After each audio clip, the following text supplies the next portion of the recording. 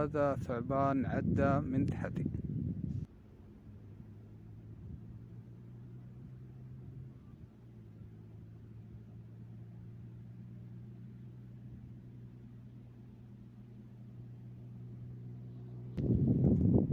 الثعبان يا جماعة طالما إنه عدى من تحتك وأنت ثابت وما تحركت ما يأذي.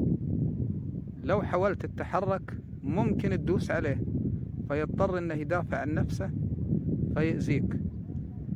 فلو أنت ثبت يعدي في حاله ويمشي.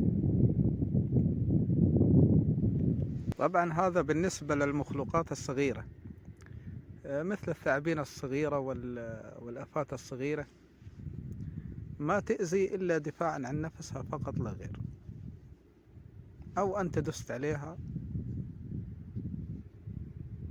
فما تأذي إلا اللي يأذيها فقط لا غير.